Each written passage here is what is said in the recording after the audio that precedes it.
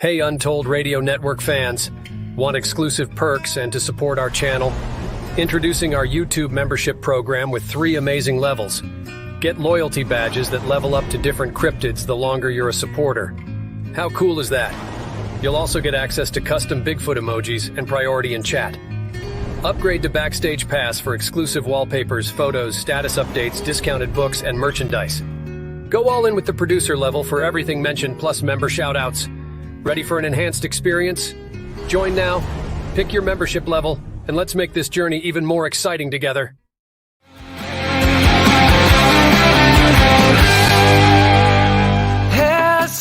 Hesitation coming around again. Termination more than we might have been.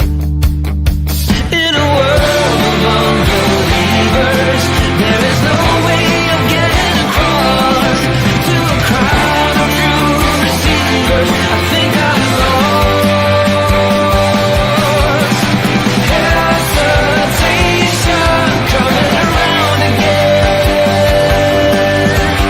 Termination of all that we could have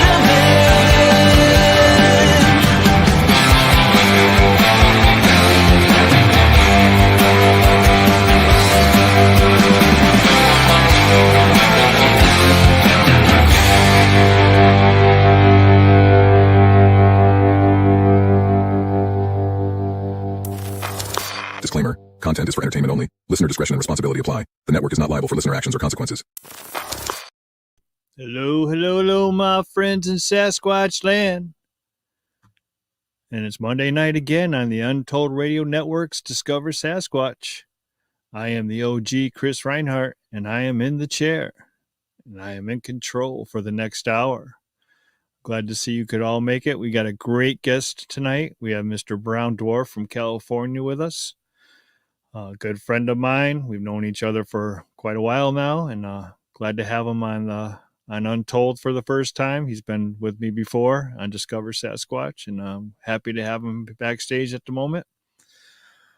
Hope everybody had a great week last weekend. I hope you guys all got outside, got in the woods. You know, I hope that all happened for everybody. And if you couldn't, I hope everybody's feeling all right. Everybody survived the storms. I have something to share before we go on here. This coming Thursday on my channel, Discover Sasquatch, we have a YouTube Live, Green Swamp 2024. Most of you know that we have an experiment. I don't know what you want to call it, but Chris Connor, Tim Turner, Robert Honline, and myself are going to be live on air on my channel on Thursday night at 8 p.m. So I hope you guys could all make it there. And we're going to talk about our upcoming trip and what we're going to be trying. We are going and loaded, like frequency loaded, and we are going to use instruments they're using at Skinwalker Ranch and stuff like that. It's very exciting for me. Chris is a wealth of knowledge when it comes to all that, and we all have individual experiments we want to try, and we are going to try to get them to come in to certain frequencies and certain signs, and try to measure everything that we possibly can. So look forward to that Thursday night. The trip's coming up soon, so we want to just fill everybody in on that. So hello to everybody in the chat tonight. Mr. Flat Rock is with us. Miss Phyllis. Hello, Miss Phyllis is with us. Miss Diane Fowler. Blue-Eyed Northern's with us. Catherine Fourfeathers. Good evening. Good evening. I think I saw the Squatch Father. Yeah, the Squatch Father himself, Alfred Santoriga, is here with us. I know we had War Criminal 7. Good evening, War Criminal 7. Mr. John Ayers is with us. They're all piling in to see our friend Brown Dwarf. It's good to see everybody. Good to see familiar faces. There's a new member to the channel. And hello, Miss Charlotte J is with us.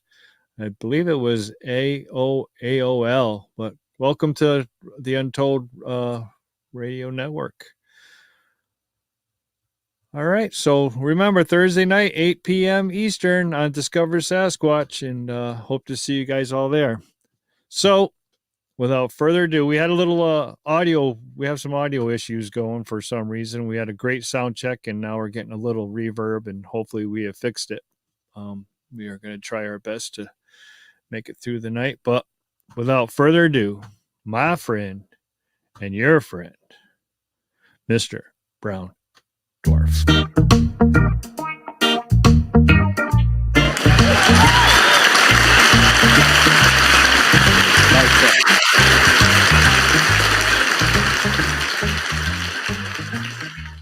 Liking that intro, Chris. Nice, Good right? evening. Right. Good evening. Sets the mood. It sets the mood for a great Right? interview, friend.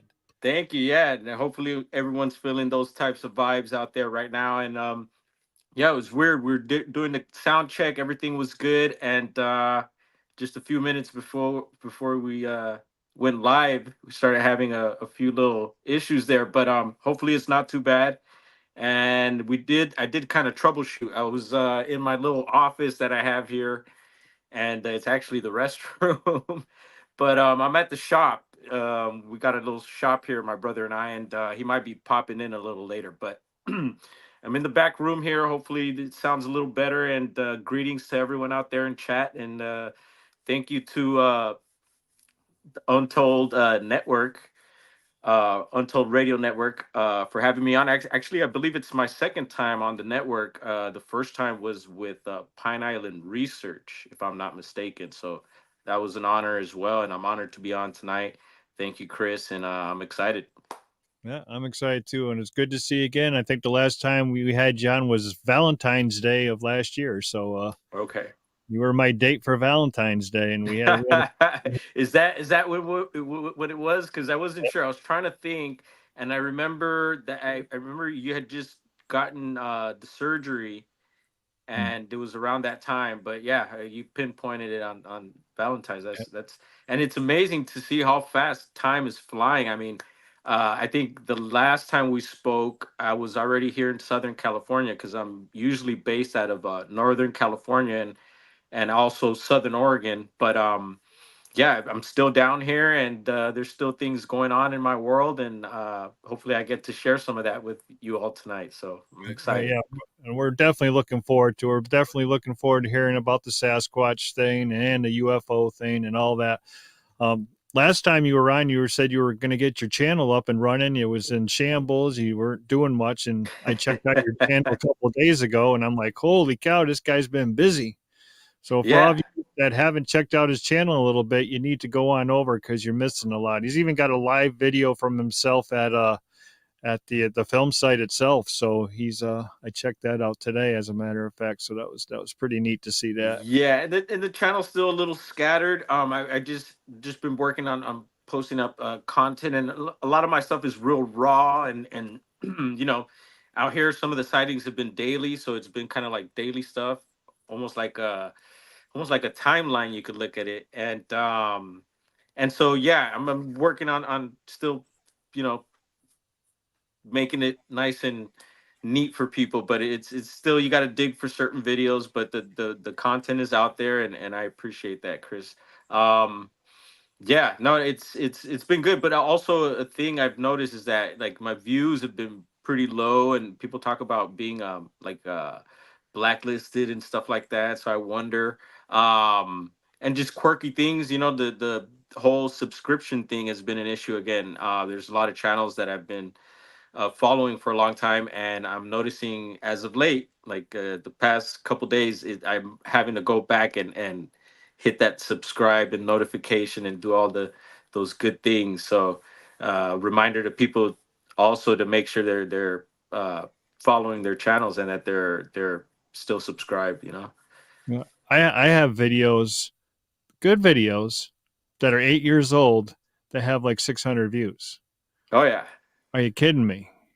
I yeah. see other people that have really, I'm not mentioning names, and to each their own, and I'm not saying they're bad videos, but I'm just saying that videos that show nothing, and in 8 years they have like 30,000 Yeah, it's views. I really myself, weird how that works, and they say, I guess, and I understand there's a formula to these things, like certain platforms have their formula of doing things, and but yeah, a lot of that I question as well because yeah, sometimes things like certain creators or certain channels will have yeah, like you mentioned, certain amount of views or just weird things that and but then you don't know. I've heard of people possibly buying subscribers and weird things like that. So who knows, that it could be something like that, man. But anyways, I don't Yeah. care. If I reach one person and make them aware that this is what's going on out there, then that's fine with me. That's why I do it. Just I'm with you on that. so why I know who you are, and most of the people in the chat know who you are. But why don't you give everybody Okay. just a little quick bio of who Mr. Brown Dwarf is? Yeah, so California, homegrown, grew up in Southern California, Los Angeles, Hollywood, California. It's a crazy place here, but ended up giving up the Hollywood for the Redwoods of Northern California, Humboldt County to be exact, and spent quite a few years up there, over a decade, and have been going up that way for many more years. But actually living up in the county there, it's been over a decade, and had recently moved out of the county a few years back, a few hours north of there to Southern Oregon, which is also a great place for all this stuff, especially Bigfoot. And so, yeah, that move wasn't too bad. I did. It was a little painful moving out of Humboldt. I love it there, but we still have connection there. There's some family members that still live there, and yeah, you might hear some city sounds in the background here, some sirens. So keep an ear out for stuff like that. Um, and yeah, so being up north, it really changed my world. It really got me into the whole Bigfoot Sasquatch topic. I had always known about it as a youth. The PG film, Patterson Gimlin film, is what did it for me. And from there, throughout my life, I would get into certain shows and stuff that would touch on these topics, everything from UFOs to cryptids and ghosts and stuff like that. One of the big shows I'd love to mention it was Unsolved Mysteries. I was a big fan of Robert Stack and shows like that, man. And so I always kept touch with that stuff. And throughout my life, there was moments here and there where we I could say we seen some weird things in the skies, but never anything like Bigfoot or nothing like that I could think of off the bat. But so yeah, living in Northern California, you just kind of it's Bigfoot country. They call it Bigfoot country, and being in Humboldt, it kind of just fell on my lap that's where the Patterson Gimlin thing situation happened, and so that was a big blessing, I think. And so yeah, Humboldt is a big county, and there's a lot to explore there, but a lot of guys just focus on Bluff Creek, and but there's a whole lot more to explore there. So hopefully I'll be able to take you around some other places as well throughout the county and throughout California tonight. Right, and then, you did a lot of research, and not many people. When I first started, I mean, it was like this little group that was out there. We're all about structures, and it was huge. I mean, there was like 9,342 Sasquatch channels on YouTube, and everybody was posting daily structures. And I mean, they play an important part in tracking and all that, I believe. And that's what was really going on back there. But you were going to different places. I mean, like you said, you're from Humboldt County, the PG, all that's right there. It's the Sasquatch capital of the year. But you chose to go to the Redwoods, the big trees. Well, Yes. what made you seek out the Redwoods? Yeah, well, at the time living out here, I was actually not too far from where the shop is now. I was working for a pretty well known, you could probably guess it too, health food store. And it was, grueling warehouse work, long, late hours. And I just hit a point. And at the time, I was traveling up north every once in a while. I would go, there was these music festivals, and I had friends up there. And actually, the first time I went up there, it was a friend who invited me that was going to uh, the university up there, and I fell in love with the place. And after that, I just made it a thing throughout years to go and visit. And and so yeah, I just wanted to get out of this rut I was in out here in the city, and the opportunity came up to move up there. Actually, I had a female friend of mine who had a partner who owned some land and needed some help up there, and so I went up and started planting my roots there, and yeah, eventually got my own little place and lived in different parts throughout the county too. So that's I think that was a big thing for me because I got to see different places because I mentioned that it's a huge for me it's a huge place. And yeah, so being there is it was just like it's in your face, it's everywhere. You know people just you see it all over the place. I mentioned a lot of logos and you name it. It's just Bigfoot's all over the place, and so yeah, I became really curious about it, and I didn't know about the PG stuff until a little bit later, and that was a big surprise to me, and that's when I really started diving into some of the information that was out there on the county, and so yeah, I started looking into different sources and yeah, started asking certain locals and stuff like that, and started getting stories and yeah, at the time it was interesting because we were living in the hills, so we were pretty much off grid, and it was just a perfect setting. So the trees, you were in the element, man. The trees are all around you.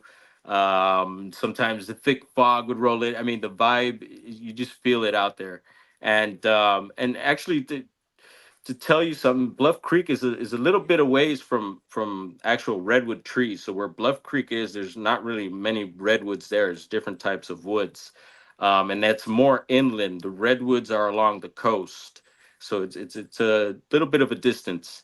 So in case anyone was picturing like Bluff Creek and there's like redwoods around there or something, it's not like that. Mm. But yeah, no, it was just a gold mine of information. I started meeting certain people, and one of those people started telling me about Bobo. This guy Bobo. You need to meet Bobo. And several years went by, and I want to say it was maybe around the second time. I forget how we met, but we ended up meeting, and we became pretty good friends, and we keep in touch. Actually, he gave me a call a few months ago, and that's how he does it. He kind of just appears and disappears. He reminds me of a Bigfoot, and he'll give me a call and just check in with me and stuff. So that's pretty cool. But and there's been a few times I've been able to go out with him, and then so just little connections like that I started making, and really started just diving in, started learning about the different gadgets and things people were doing. And you mentioned about the time that we were all kind of like into the structures and stuff. I'm a structured guy also, and I get it. People, there's people that are not totally not into that, and but yeah, it just really led me down this path of yeah, this whole Bigfoot phenomenon. And come to find out, in Humboldt County, you have the Hoopa Reservation there and the Hoopa people. And that, according to certain databases, and BFRO being one of them, uh, Hoopa tends to have most of the activity throughout the county. I mean, there's activity throughout the county, but for some reason that area there seems to be really concentrated, and you could question, people talk about reservations being almost like a hot spot for these types of activities and stuff and beings. So it makes you wonder. Yeah, the BFRO, I think, for me has, and I've heard a lot of stuff lately, and you know sketchy information supposedly that they've been putting out, that they edit some of the reports and this. So I don't know, but I just like to take the reports that I look at and see, because if I'm in the area or anything, or if I can get a chance to get out there and check things out for myself, I think it is a good thing, to Right, boots right. on the ground, get to see for yourself. The BFRO has a huge database, more than anybody else. So if you don't use that, if you don't look at it, then you're missing out, because they got more information than anybody on the face of the planet. So it's always good, Right. no matter what the rumors are, no matter what it is, to have an outlet like that to be able to check. Let's before we go any further, let's backtrack a little bit. Let's go back to the Redwoods. Now, Okay. what were some of the interactions that you experienced at the Redwoods? You mean as of late, like the recent? Because I went up recently, but you're talking throughout my stay up there. You can, yeah, whatever. You can go. You can talk about whatever you Yeah, want. there was all types of stuff happening. So I talked about there was a piece of property we were living on, and things started happening there that really had me thinking that there was possibly some of this Bigfoot activity happening on the land there, and that's when I started documenting for my own and sharing the stuff. That's how we all met, right? And so a lot of it was happening at home there, and it was a pretty big spread there, a lot of space for beings or animals. We'd get the bear and the mountain lions and you name it. um and so I started documenting some of this stuff, and at the same time, other phenomena started happening, which we'll probably get into later. Um, and from there, from home, I started looking into some of the information that I was getting, the database, and going to some of these places, on my own. And sometimes I'd have my partner with me, and started doing more. No, I don't know if you'd call it research, but just looking in more throughout the county, and just started finding a lot of similar things that you and others were finding, which really I thought was really interesting. So and so, yeah, you name it, the typical stuff, anything from wood knocks to finding tracks, possible tracks. um we've done some overnights at certain places and had, like, possible vocals happen, and this is stuff that I've documented, and you could find posted on the channel there, and a lot of it's buried, this older stuff. It's deep in there. There's a lot of newer videos. So um and I always say to people, like, if there's anything in particular that I talk about tonight, drop a message if you'd like to see a particular video or particular incident that we may talk about tonight. Let us know, and I'd be more than happy to share on my community page or over on the comments in this page here. But yeah, your typical big, what could be Bigfoot stuff. But I did have two sightings, two solid sightings that I'm sure I've mentioned on the last time we talked, and with Pine Island. And we could get into that here if you'd like. But those two sightings for me just sealed it for me. It was just like, yeah, these things are real, they are here. And it just made me want to dive in more to the whole topic. And since then, I was able to attend, in town they had the 50th anniversary of the PG film. Got to attend, I think, another conference that came by. But I've done stuff like that and gotten to meet a lot of other people that are into this, and actually collaborate in some situations, and that's been all good and fun. And then sometimes you run into some not so fun situations like that, but it's all part of it. But yeah, no, there's yeah, different things that, and I could bounce forward as to the recent trips up there, because there was a few things that I think on the last show we also talked about. So since then, I've gone back up again. So this was last year, and it was with the same group of people. And these guys, I don't know if you're familiar with Tate Hieronymus. No, I don't. No, okay. He's out of Florida, and he's been on, I think, Doug. He's been on with Doug before, so I'm sure that he knows Doug. Yeah, I don't know. I don't know too many people. I'm just. Okay. And so Tay is part of Bluff Creek Project, which is a group of guys who have basically pinpointed a lot of the areas where Patty was walking and what trees were where, and Oh, I did. I mapping just seen everything that. out. That was just recent, right? He just had him on recently, didn't he? Or he had somebody on Uh, that wrote the Bluff Creek Project book, right? okay, so maybe, yeah, that's Robert Leiterman. And so Robert, I did get to see Robert this time up there too. And he came towards the end. But yeah, Robert, I seen Robert on also recently, and good guy. I need to give him a call.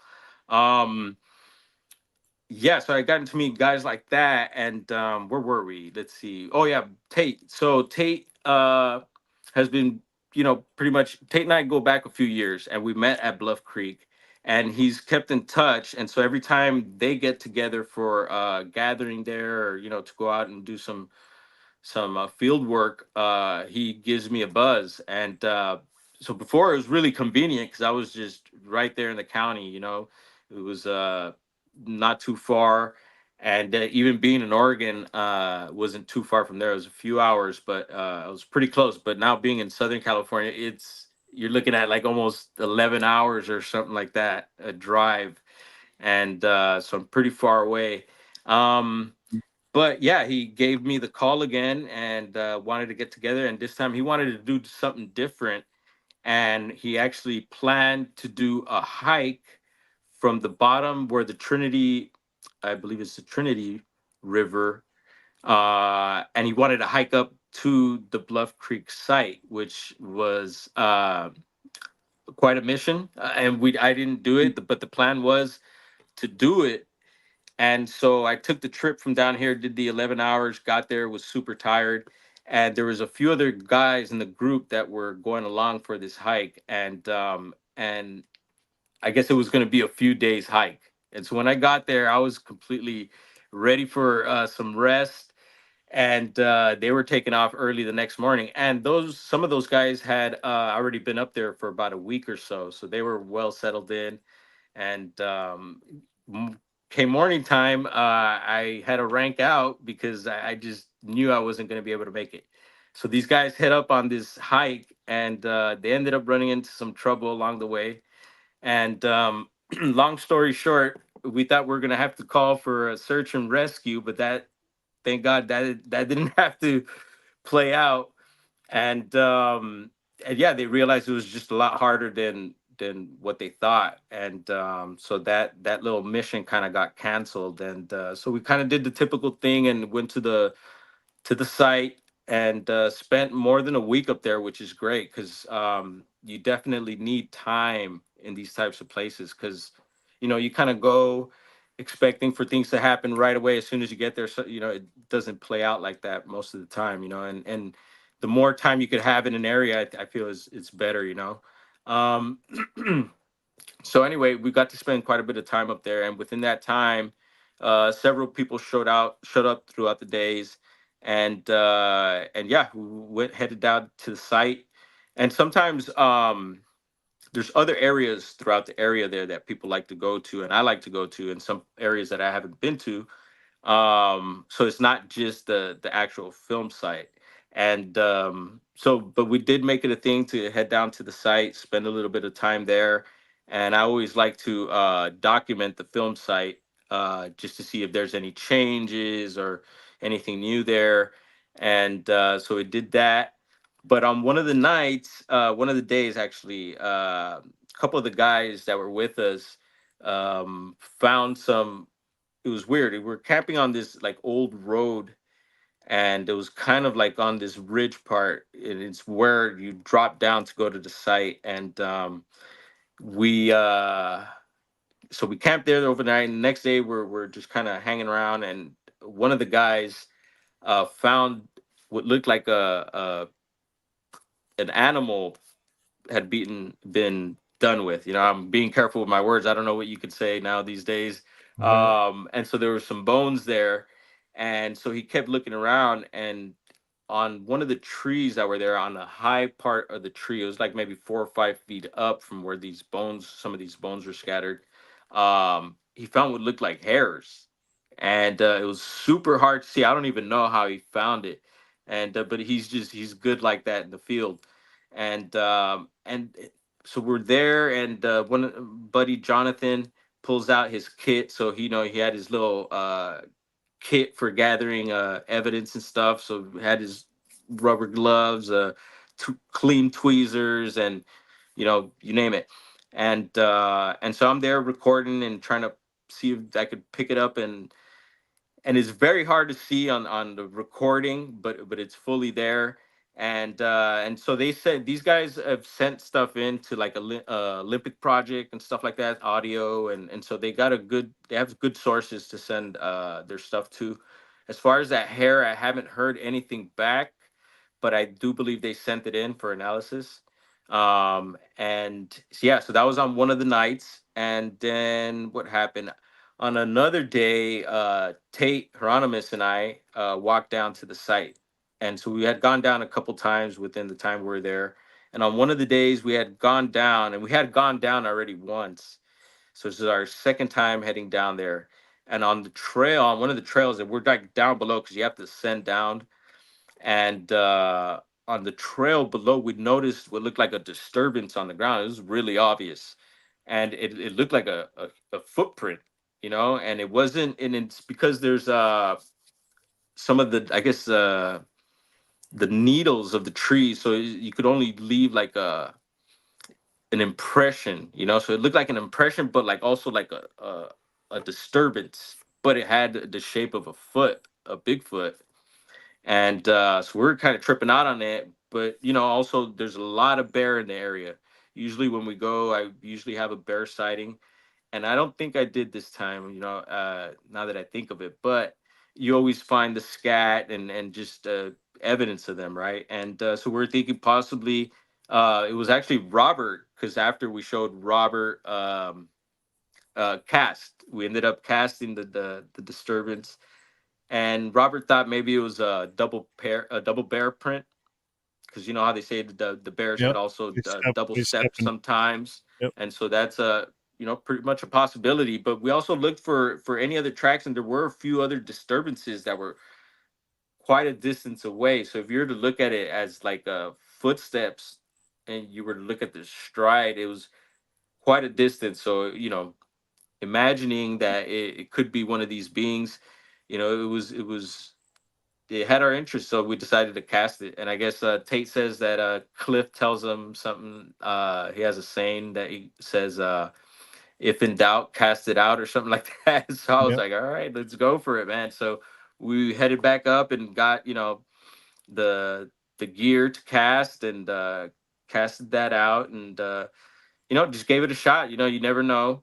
And it probably was a double bear print, but it was a nice experience. And yeah, that's what happened there that time around. And there was also this lady that was with us, and her son is kind of buddies with us, and he's a great guy in the field too, young guy. And his mom actually goes out in the field with him too, and she's been on, I think, a couple shows because she's had sightings before, and they're from Northern California as well. And apparently, I guess that time that we're staying up there, she had some sort of sighting of some sort. And but I don't know, I wasn't there at the time. And but that had us kind of on edge. And we did some night investigations, and it was just all around a good time. It's always a good time being up there. And yeah, that's Bluff Creek, man. It's just a epic place. So I did want to add also, because people question whether or not is it still active there. Why would they be around that same area after 50 years? Especially where the film took place. There's a couple gentlemen that we actually got introduced to, and I had seen them on a couple other podcasts. And they might have been on here. Um, these guys had found some stuff, and they're from the area. And these guys found some stuff, and I remember seeing them on the podcast. And when I got up north, Tate mentioned to me there's these guys that are camped out over at Laos, which is another campsite. And these guys found some tracks recently, and come to find out, it's the guys that I had seen on the podcast. So I got to meet them, and really cool guys, and they shared some of their recent findings from the area. And these guys were finding what looked like a nest, and just some amazing tracks, really good looking tracks, trackways in the snow from the area. So that to me tells me that they're still around. and it's just exciting to hear and see stuff like that from there, because you don't, we haven't had too much since. Right. How many times have you visited the site? The site maybe 4 or 5 times. How about the Yeah, area itself? it's not that many compared to others, but yeah, it's even living in the area, it's pretty hard to get there. It takes gas, time, and but yeah, in the area, so I've gotten to live throughout the county, and one of the areas that I got to live in was above Willow Creek. I don't know if you've heard of the town Willow Creek, but that's kind of one of the bigger towns near the Bluff Creek area. After Bluff Creek, you maybe got Hoopa, which what you'll find, your market and gas station and stuff like that. You could get some supplies there, but the next big town is going to be Willow Creek, which isn't all that big, but you get your restaurants, hotels, and everything is Bigfoot there, dude. Bigfoot hotel. They even have a Bigfoot dispensary. All right. And so I was living above the hills of Willow Creek in an area called Waterman Ridge, and like I said, it's not too far from there. And compared to where I was before, because I lived in the southern part of the county, it's a lot closer to this area that I'm telling you where a lot of this activity is happening. So that was a good thing. And actually living on that particular piece of land, off the bat, I could think of one particular night where we had quite a bit of people over staying the night, and everyone heard these loud screams, and no one had any idea who or what it could have been. But the talk of Bigfoot around the campfire up there is almost like a nightly thing, so the people were aware of it. I was very aware, and actually I didn't hear it, but everyone came to me after it and was like, "Hey, did you hear that, dude?" And they're like, just thinking that it could have been something like this. And you do hear a lot of reports of vocals in the area there. And so yeah, that was that. And yeah, always heading into the town in Willow Creek, you have the Bigfoot Museum as well. And I would have my lunch breaks there, and talk to locals and people running the museum and stuff like that. And so that's a lot of the stuff that I would do around that area. Also, not far from there is Trinity County. You're right on the border of Trinity County, and my partner's dad actually lives in a cabin up in the mountains there, and a lot, just like Humboldt, Trinity gets a lot of reports. And like I said, it's not that far from uh the border of Willow Creek there, where the Trinity County line is. And yeah, it's just prime. And then also you could also find a lot of information on reports throughout the county there. And yeah, done a lot of exploring up that way too. But yeah, heading back down south. So we did that trip, spent a little more. I spent a week. The guys spent a little more than a week up there. And the plan was that, because these guys, Tate and this group of guys, were on a mission. They were going from Bluff Creek. They were going to head down to Southern California to a Los Padres National Forest, where Tate had a thermal sighting that he recorded there, and was actually going to do a follow up. And so we went out there for that, and it's total different terrain. I mean, Southern California is more desert, but you do actually have some pretty big trees. We get some ponderosas out here that get pretty big, so there is some little forest patches of forest out here. And Los Padres is just also an area that has a lot of high strangeness. And so we headed out there. So after the Bluff Creek trip, I headed back down south, and then the guys came down south, hitting spots, different areas. And then so we met up at Los Padres about maybe a week or so later, after the whole Bluff Creek thing, and spent several days there. And that was a pretty good trip as well. Not too much activity there. We were able to do the follow-up recording for Tate, and but I did end up seeing some pretty strange things in the skies out on that trip there. And we had a few like snap, crackle, and pops around camp Sometimes you get some weird little like stick breaking sounds and some strange little sounds that got our attention, and we were able to record. So that was pretty cool. And but other than that, it was not too much after that. Nothing major, no sightings or anything like that. But definitely a good place that I'd like to go back to. And actually, it's my second time out there with Tate. And yeah, but being back down here in Southern California and being at the shop with my brother here, I started to take notice. I had a couple sightings out here, and it got my attention. And a buddy of mine who helped us out with the floors on the shop here, apparently is all into this UFO stuff. And we started talking, catching up. It had been a long time since I had seen him, and so he invited me to these UFO group gatherings that he attends out here, and they get together at some local parks that are really close to the shop here. And I was like, wow, it's convenient, and started heading there. And we were having sightings. Some of these people were practicing CE5. I don't know if you're familiar with that. Right, well, wait, let's take a deep breath here for a second before we get to Yeah. the UFO. Let's go back up to Humboldt for just one before we leave there. Can you just share with everybody the craziest interaction you ever had with the Sasquatch while you were living up there? Well, I mentioned I had two sightings, so I don't know if you'd like me to go through the Or sightings. whichever one was the craziest for you.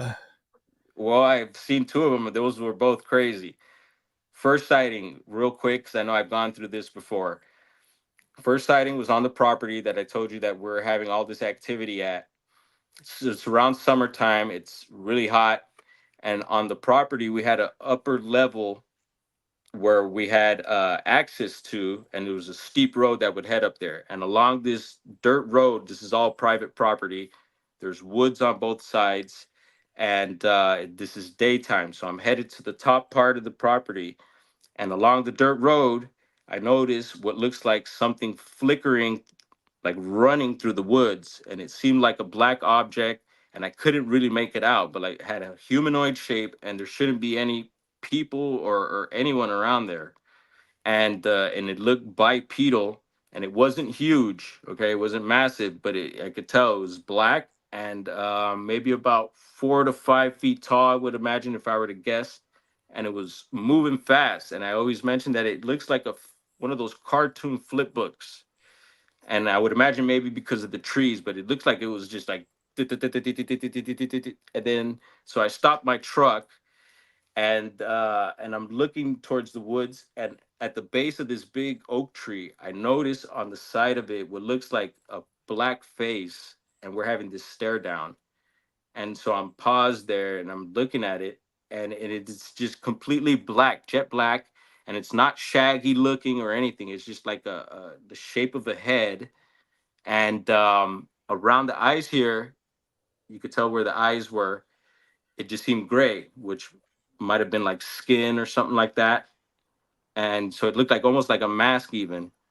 And we're having this stare down, and after that, I couldn't tell you how much time went by, but I just kind of like, all right, snapped out of it. I don't know if the thing moved or what, but I just know I had to keep going up to do whatever it is I was going to do. But I wouldn't say scared. I was surprised. And at the time I was, into this stuff. So I want to say I've kind of developed an eye to look out for things, anything that just stands out in these types of woods. And yeah, I was just amazed. And so I just really felt that that was a first sighting there. And I mentioned it to my partner and some of the neighbors at the time. And yeah, and that was that. I wasn't able, I had my cell phone, and I make it a thing to try to record as much as possible. And it was just one of those situations where I didn't grab the phone, and that was that. And You so don't yeah, think about that it. was uh-huh. You don't think about it at the moment. You're just experiencing the interaction, and you're not thinking take your camera out and start taking pictures. You're in it. You're Yeah. living it. You know. Yeah, and then but for me, I think I was shocked at the fact that I did it, because I was just like practicing for this moment. And since then I've gotten better. But The second time was for so that was in southern Humboldt, okay? And the second time was, I want to say, maybe a couple years later, and this is in the northern part of the county. And at the time, I was staying in a small fishing town called Trinidad, and along this, at that time, I was spending a lot of time on the coast because I was right on the beach there, and that's when I started finding a lot of these structures on even on the beaches, because I had heard about reports coming from these beaches. And so I'm like, you know what, let me go check these beaches out. And I started finding some of these structures and what looked like possible, prints in sand, and so that was a trip. But anyway, uh I'm leaving Trinidad one day, and it's I want to say it seemed maybe like September, October, because it had just rained, but the sun was still out.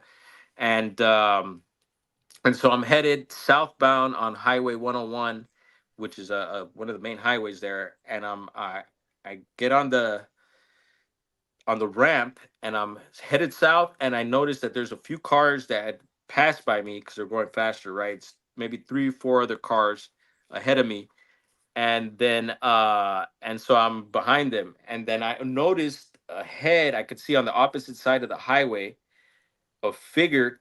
This was a tall black figure, okay, and it wasn't bulky, it was real thin, but very tall, and just a black, humanoid shape.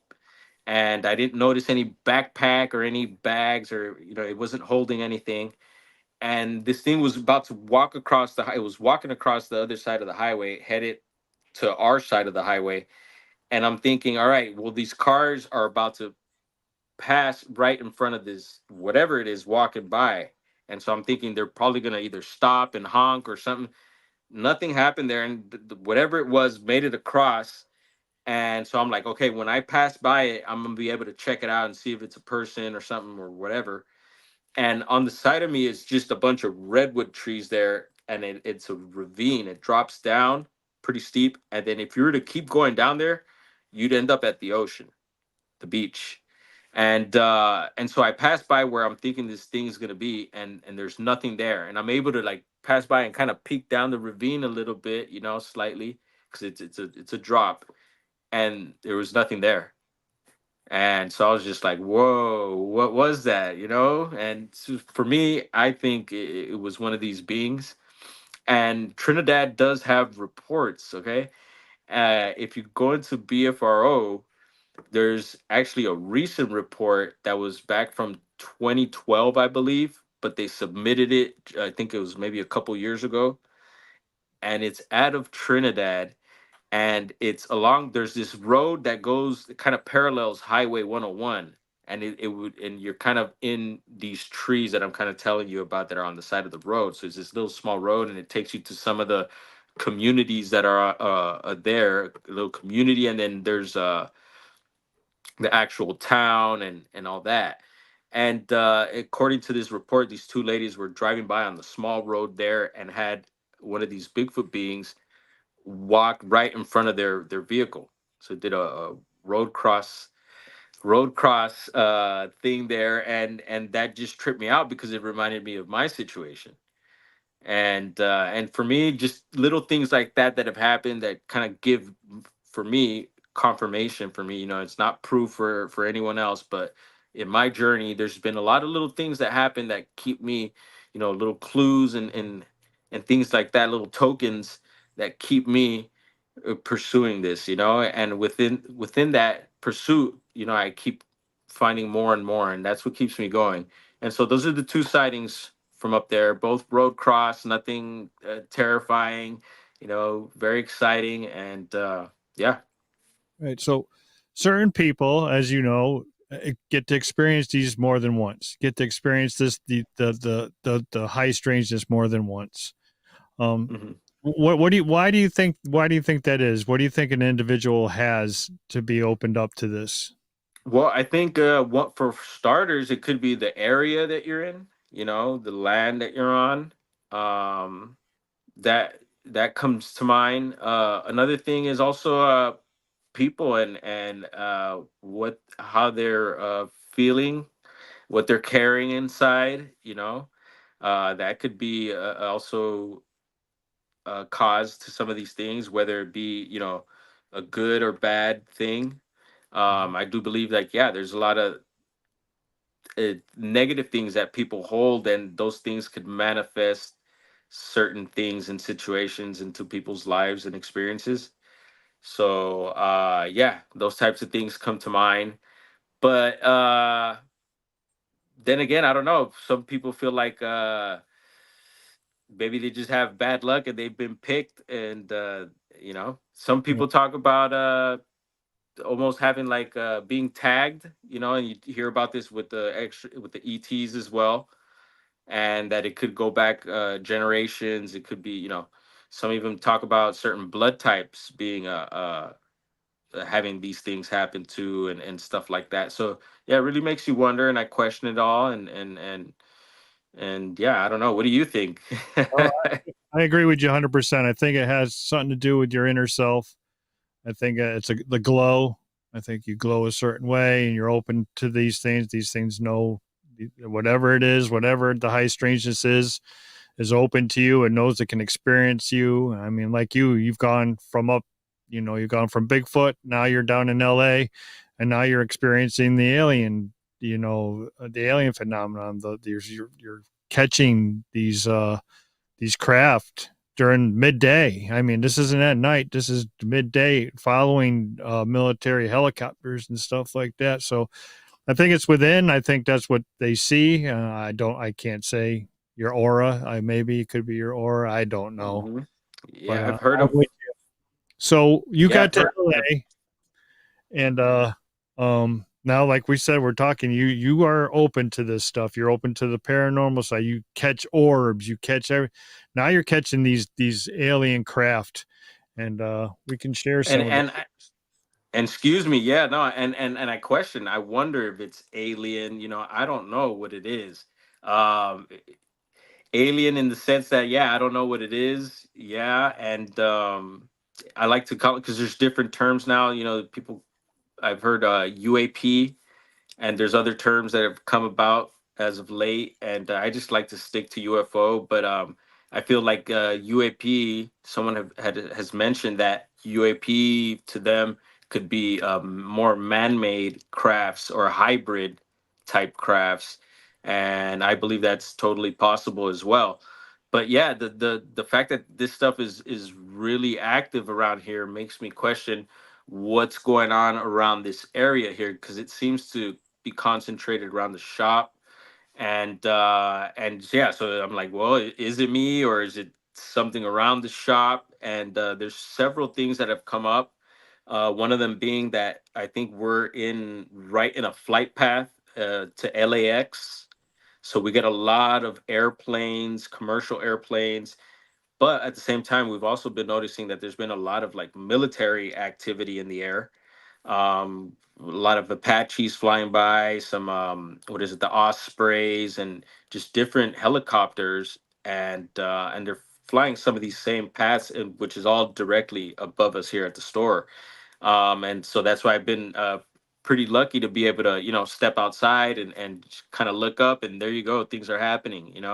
And some of these objects sometimes are there's different objects and they do different things. um, and some of them are very tiny and sometimes they're very visible, and I believe some of these things could also mimic, which kind of trips me out because it brings me back to the Bigfoot thing. And some of us do believe that some of these beings could also mimic either sounds and maybe even some of some of their surroundings, the trees and boulders and stuff like that. I think that's totally possible. And also just even just it doesn't have to cloak, because that word comes up a lot. They could just probably just camouflage just by sitting there, but and I think that it's possible that these objects are kind of doing the same thing where they're mimicking and looking like things that we're used to seeing. So, for instance, this particular object that we're looking at here looks like a bug or something like that. So, some of these objects look like bugs. Sometimes these objects look like balloons, um, and other maybe pieces of garbage, even sometimes. But these things tend to do very strange things that I've been capturing on the camera. And so I'm doing my best to do breakdowns of these videos where I zoom in, scrub, and timestamp things. And yeah, just been sharing a lot of this stuff out. So this video here, I think it's going to be very hard to tell, but I had zoomed in on the object, which is looked like a little flat disc, black in color. And I zoomed out so you could see the action where it flies directly in front of this plane, I think it is. And a lot of them tend to fly really near certain aircraft. And yeah, you won't be able to see it in real time, but you saw I was able to pause it, zoom in on the object, start the recording there, and then zoom back out and then slowly scrub it and then play it in real time, you know? And then usually when you play it in real time, unless you develop the eye for it, you really can't see these objects. But once you develop the eye for it, you start seeing these things all over the place. And of course, the slowing down and scrubbing the videos also helps a lot, where you tend to pick up a lot of these anomalies. Here's another one where it's more saucer shaped, you know, kind of your typical UFO looking shape, and it's kind of blurry because I'm zoomed in on it. But this object, I just timestamped that. There's a whole video to this. And in the video, the object is like completely, what looks like morphing into different shapes. And seems to almost like break up into different objects. And very almost, it looks almost like even a bunch of balloons. And I've, as of late, have heard and learned many different terms within the UFO world also. And so a friend of mine had mentioned anomaloons. So these anomalies that look like balloons, which also leads me to a message I had received in one of my videos recently. And it was this gentleman who had mentioned a documentary, Balloon Cult 1 and 2. And I know it sounds dark, but and he's like, yeah, I produced it. And he's like, I think you should check it out. And it really gave me a whole new perspective on this phenomenon, because I feel like a lot of the UFO stuff and even the Bigfoot stuff, uh a lot of the knowledge that I personally grew up with was through programs. You know, it was programmed, and it wasn't through actual experiences, you know. So I feel like there's like a whole mainstream version to these topics, and then there's a underground, more underground level to it, to where like, you know, you're getting information from actual experiencers and stuff like that, you know, and actual data and videos, audio, whatever it may be.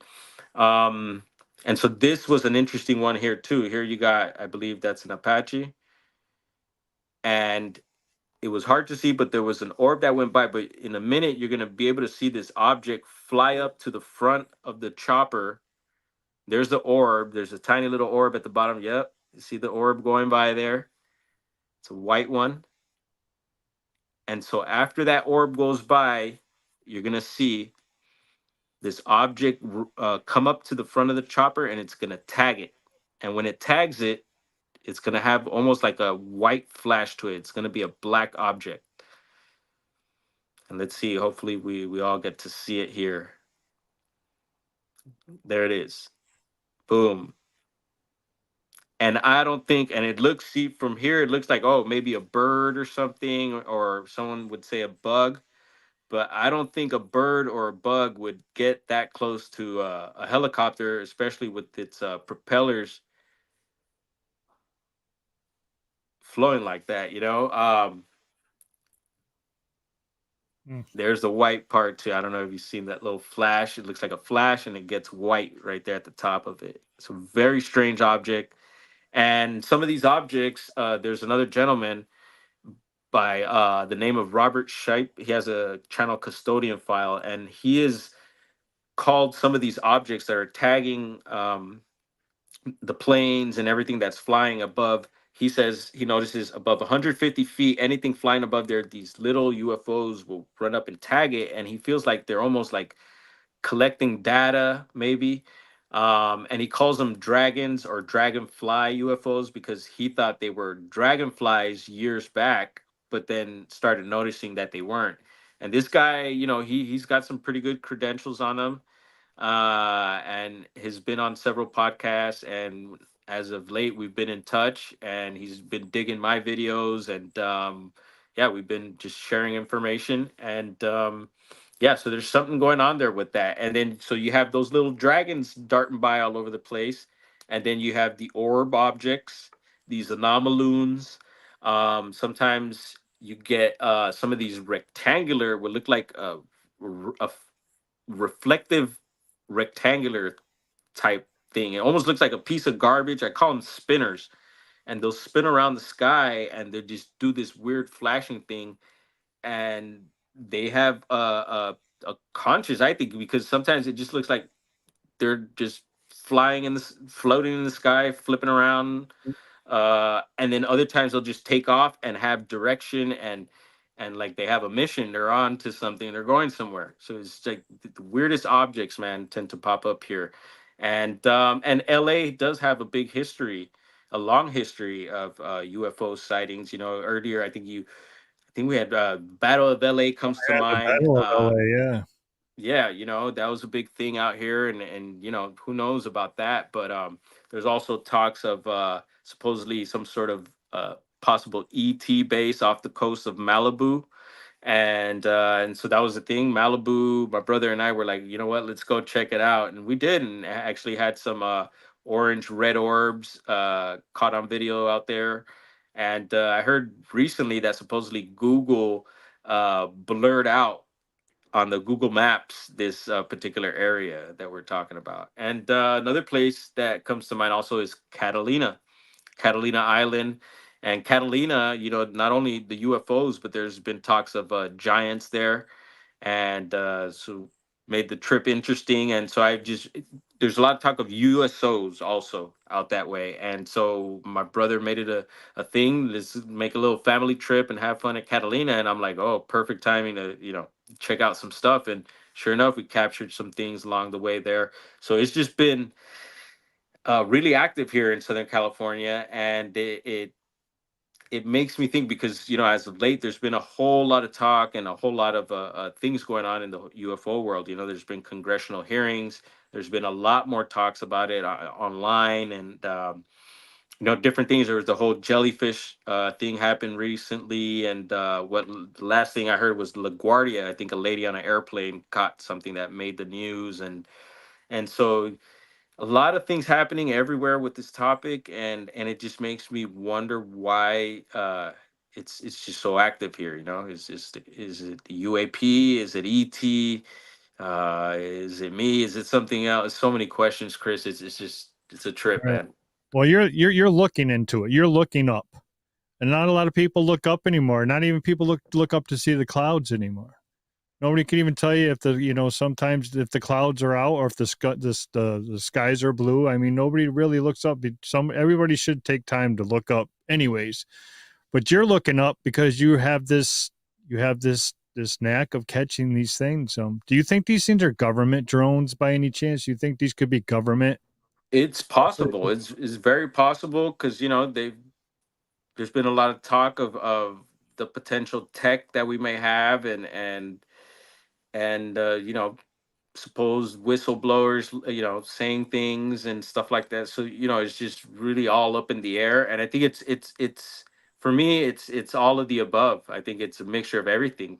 ET and our stuff, hybrid stuff possibly going on too. You know, there's a lot of talk of stuff like that. And yeah, for me, I'm just, you know, trying to keep myself aware, because like you said, a lot of people don't look up. And then there's some other stuff up there that look like clouds that aren't, you know, and that they're spraying. And I'll be careful and not to mention too much, but I've been keeping an eye on that stuff too, and that makes me wonder if that has anything to do with some of these objects that are being seen. Because I have a buddy who also keeps track of the stuff that's being sprayed, and he actually has footage of some orbs that were spraying some stuff. So Yeah. that was pretty interesting. Um, Daryl from the Moon Lab. He's got this crazy footage of this spaceship belting out orbs, like shooting them out, like rainbow orbs just coming out. It's the craziest thing you've ever seen. Wow. I'm like, yeah, I'm gonna have to I'll have to ask him if I can send it to you. It's Yeah. crazy. And I totally believe it. And like I said earlier, some of these gatherings, I've also gotten, that was a LA group that the gatherings we're going to, and through that I also got to hook up with the Orange County group, and I think they might, some of the members are from like MUFON and stuff. And so I've gotten to check out some places with them. We went out towards Giant Rock, California, and another good spot for uh, they call it what do they call it? There's a Bigfoot out there, but it has a particular name. Slipped my mind, but it'll come to me. But yeah, cool area for checking all this stuff out, and it's happening everywhere. You know, pretty much everywhere we've gone to, we've been getting sightings, and I've been stepping up my gear too. You know, night vision and getting little gadgets, telescopes to help with getting better footage and documenting. Man, I see you got the Synox. I got the Synox too. That thing's crazy at night. right And on. I'm Yeah. gonna when I'm down in the swamp coming up, I'm gonna be pointing that up at the sky. Believe me, we're gonna. That's part of the Oh plan. yeah. We're gonna try and Yeah. everything. We're gonna, like you said, the what was it? The experiment there that they were doing, was it the C5? What's it called again? Oh yeah, the CE5. Yeah, that's where I think I lost my train of thought. But yeah, no, Right. I think that's a real thing, and so we've done that several times, and things have popped up. So I think there's something there as well. And yeah, no, it's such an interesting time. I feel like there is, although the world's going crazier and crazier, but I do think there's some sort of awakening, and you know, I know it sounds kind of silly, but for some maybe, but I think there's something happening, something interesting, and we're getting little by little more and more answers to things. Maybe we won't get them all, but I think we're making some sort of headway here. It's like they feed you just enough to keep you wondering and curious. Just a little And bit I'm on. happy, and I'm good with that. I know some people want, you know, they want the Bigfoot on the slab on the table, they want the craft and the beings right there on the table, and you know, but I take it as it goes, and yeah, no, it's been good. It's been really good. It's been real fruitful, and like I said, if you dive into the channel, you'll find certain videos, and sometimes these things when they appear, you know, it depends. You know, they could be really far away, or they could make themselves, you know, they could be up close and then be really dim, or make themselves bright. They could disappear. They could morph into different shapes. So it's up to the craft. You know, I feel like my phone is not bad. You know, it gets good footage, but some of the videos you'll see is like, you know, people will complain like, oh, they can't see, or did you see a little dot, and that's what it is, you know. But sometimes you'll get that really good footage, and it's right there and you can't deny it. So you'll find a mixture of all that. So I'll link his channel in the description tomorrow. Everybody, I have to send it to Alex and he'll put it in for me, so you guys know how to get a hold of Brown Dwarf. Well, we're over time. We're already past our. Hey, Um, that was quick. And I could keep going. So hopefully one of these days we could do this again, and touch on so many other little avenues that I could have gone through. But it's all good. I'm honored. Like I said, once again, thank you all. Have a good evening, and we'll be in touch. Yeah, no, I appreciate everything, and yes, the time is not, it just flies right by.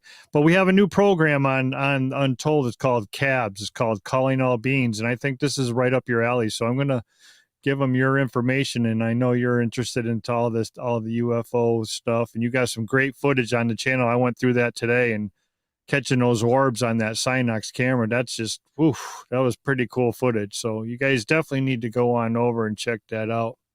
So I want to say thank you. Got any parting words for everybody before you No, leave? I just want to say thank you everyone for hanging out and supporting, and yeah, we're out here. Tap in with us. Uh, you know, anyone ever want to come out and check out the shop, see if they get a sighting, let me know. All right. All right. Well, thank you. Just hang out backstage for a couple minutes. I'll be right back to say goodnight. Right And on. so, ladies and gentlemen, my friend and your friend, one of the good guys in Sasquatch research, Mr. Brown Dwarf.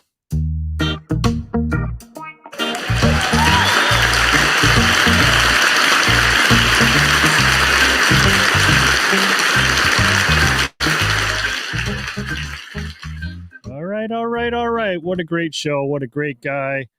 The time just went by like crazy quick. So don't forget about Thursday night, everybody. Here we Thursday night, 8 p.m. on my channel. We're going to talk about our upcoming experiments down in the Green Swamp. We're going to be in there for 6 days, 6 nights. So come and hear more about it on Discover Sasquatch, not here on my channel. So thank you for everybody for showing up once again. I love you guys all. I love seeing you guys each and every week. And thank you. Don't forget to hit the like button, hit the subscribe button, smash everything you can, because that helps the algorithm, that helps get the word out, and that makes everything more awareness more capable for us here at the station, and get the word out about all this stuff being real and being right out. Could be 10 feet away from you in the forest. So you know what's next. As my friend Larry says, get in the woods, people. I'm trapped inside a fake reality. Better days will never come for me.